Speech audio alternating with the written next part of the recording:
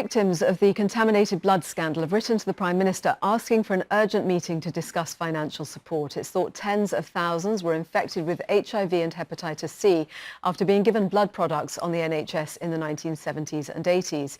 In a letter seen by this programme, campaigners say some families have been left struggling to make ends meet after losing loved ones or being forced to give up work to care for their relatives. It all comes on the final day of the first stage of a major public inquiry into the scandal. Our reporter Jim Reid has been following it throughout and is here with us now. Jim.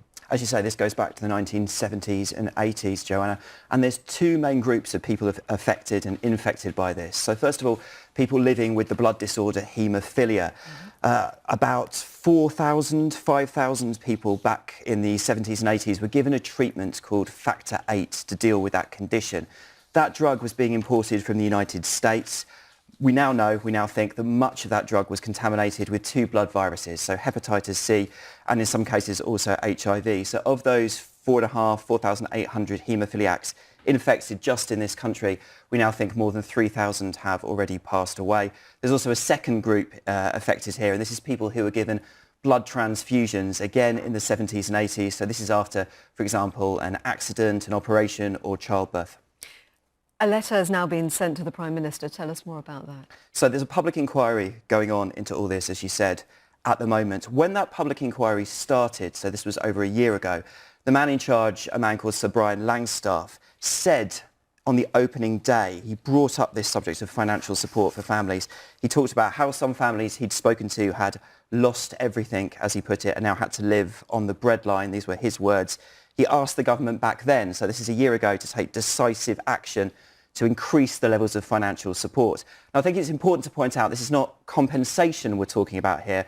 This is support to allow people to live better lives who were infected with some of these conditions. Now, in April this year, there was some movement by the government. This is in England. They did increase some payments for some of those people actually infected with these two viruses. Campaigners, though, say, look, that did not go far enough. They've written to Boris Johnson now asking for this urgent meeting. We've seen these letters. In particular, they're worried about payments to widows and families of those who were bereaved relatives. And there are some huge disparities here across different parts of the United Kingdom. So to give you one example that we looked at, a widow of someone infected in an English hospital would receive a one-off payment and then up to £1,500 a month. That's a discretionary payment which is means tested. In Scotland, it's far more generous. They're up to £27,750 per year. That's not means tested. So that's the issue. And in other parts of the UK, in Northern Ireland and in Wales, we think that the amounts in some cases are even lower than they are in England. So what's the government saying? Well, the government in Westminster, so this is the English part of all this, has told us this morning that the Minister in charge has now written to some of these campaign groups offering to meet them to discuss this problem. In a statement, a spokesman said, "We are working with the devolved administrations so we can meet our commitments to guarantee support for all those infected and affected across the UK."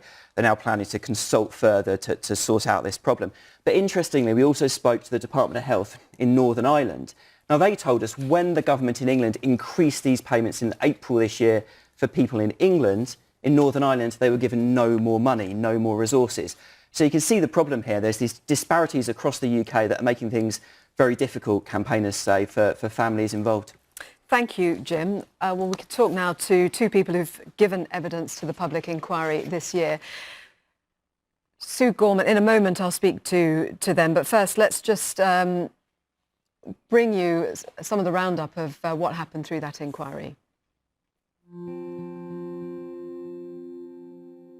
I was told I had about a year to live.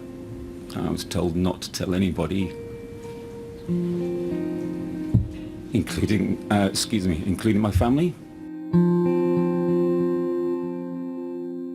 Not only did I lose my parents, I lost my brothers, who were the next closest thing to me, and it would rip me apart every time I would go and visit them and have to come back.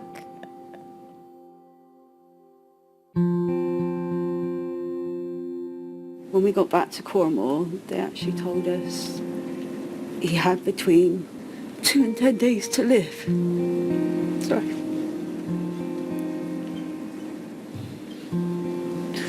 So he said an infection on the brain. So we insisted that he went home that day because that's what he wanted to do. He kept asking to go home. My immediate thought was, that's what the guys are testing us for.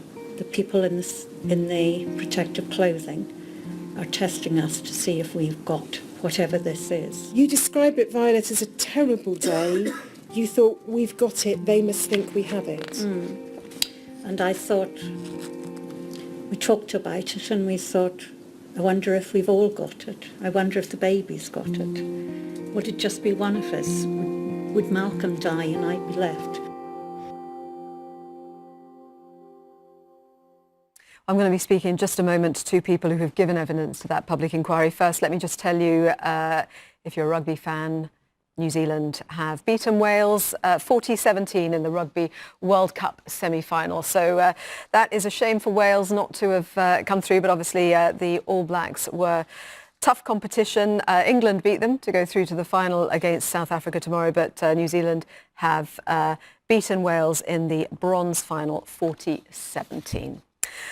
OK, let's return to the contaminated blood inquiry. Sue Gorman, whose husband Steve Diamond was a mild haemophiliac infected with hepatitis C. Steve passed away in December last year, just at the age of 62. Ros Cooper was diagnosed with a blood disorder called von Willebrand at 1 year of age and was infected with hepatitis C after being given blood clotting products.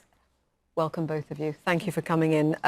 Sue, we've spoken to your husband several times on this programme, and I'm so sorry that he passed away.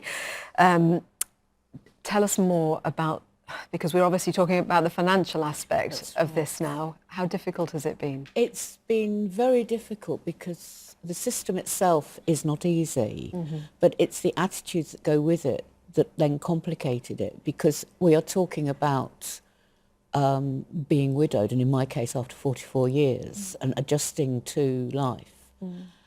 The first big difference in Scotland, and I can't stress this enough, is in the Scottish scheme, the widow or the bereaved partner maintains the family income for the first year to give them time to sort themselves out. And then it is adjusted down to 75% of what it was. In the UK, the infected person's income ends at the point of death. So if I had rung up and said, my husband is dead, they would have stopped his income. Then I had to apply for my own income. My own income was, I was told, discretionary, depending on certain conditions, some of which I couldn't meet at the time because I don't have a death certificate, because the inquest, I'm still waiting for the inquest. And so one is put through all these hurdles when one is most vulnerable, all this massive insecurity. And the attitude of the people applying the system, they are doing their jobs perfectly, one imagines, but they don't seem to have retained that they are actually set up to support a community of the terminally ill and the bereaved. And they have no mechanisms for dealing with the recently bereaved and all that entails. Sounds Kafkaesque when you say that they'll take away a payment because they know someone has died, but you have to prove that person has died in order for you to be able to get a payment. That is exactly what I was told when I phoned up. My husband died on the 23rd of December, so the Christmas sort of came and went, and I phoned up on the 2nd of January, sort of the first working day after. And that is exactly what I was told. And I said, could you repeat that? And the person said, well, that's the way it is, and you just have to get on with it. It's so long after the scandal that this inquiry is now happening, and what we've been hearing through that public inquiry has been really shocking. Obviously, it has taken away people's lives. People have died young because of what happened to them, your husband amongst them. Now, after all this time, your husband has sadly passed away, and you're going through this to try to get financial redress. How does this all make you feel? It makes me feel, well, very, very angry, to be honest. But yes, we want to know why it happened, and that is what the inquiry should hopefully find. And that's what my husband wanted to know. And in fact, his dying words were, they must repent. And I'm not sure whether the people responsible for this sort of moral outrage have got the capacity, human capacity to repent. But that is why we go on. But then having to grovel around for an absolute pittance of money, not even a proportion, a recognisable proportion of what our actual financial losses were. I know that he suffered as a man, as a person, as a husband, because he couldn't provide life insurance. He couldn't provide me with a stable home. We couldn't have children. And if there was any humanity in the government at all, if there was any concern, it was concern that they express.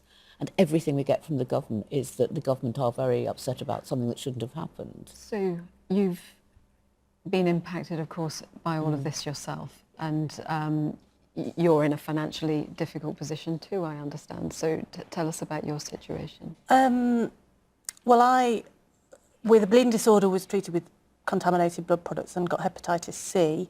I found out about that when I was 19, so just at the start of my sort of working life. But I managed, despite that, to build a career to become an IT consultant ultimately. So I was earning a decent wage. At that point, I was the main breadwinner of myself and my husband, who was farming. But because of the treatment and the nature of the hepatitis C affecting me physically and mentally, I haven't been able to work since 2007, so I've had no income since then. What do you want to happen now?